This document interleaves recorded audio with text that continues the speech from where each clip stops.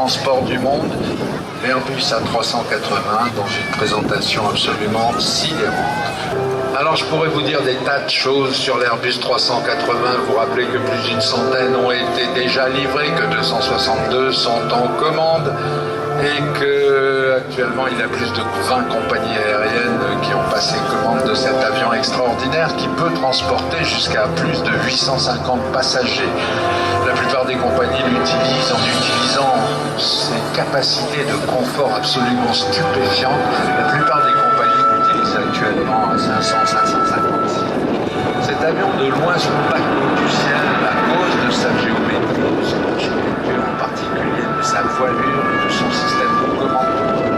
Cet avion est l'avion le plus confortable à avoir jamais volé. C'est bien sûr un très très long courrier qui peut parcourir des étapes de 8500 milles nautiques, pratiquement 15 000 km. Il croise au maximum un Mach 0 89% de la vitesse du son. C'est un avion surtout dont le pilotage est absolument délicieux. C'est un avion qui est piloté à travers un système de commande de vol électrique, fly-by-wire. Et donc c'est pas un avion qu'on pilote réellement, c'est un avion qu'on guide. C'est un avion, quand vous êtes dedans et que vous le faites voler, vous avez cette étrange impression qu'il n'existe quasiment pas malgré ses dimensions colossales. Bien sûr, il a de l'inertie, mais il est gentil. C'est un avion aimable, c'est un avion qui se met au service de son pilote, c'est un avion, de ce point de vue-là, totalement stupéfiant. Un passage à 150 nœuds, environ 300 km/h, et l'avion est parfaitement sous contrôle. Regardez au passage la danse des ailerons, regardez les bords de fil des ailes, les extrémités des ailes, regardez les 3 jeux d'ailerons par demi-voilure qui dansent et qui tiennent l'avion en équilibre parfait, et un petit peu à la manière des rémiges d'un oiseau. Avec cet avion, on approche presque la perfection de la nature.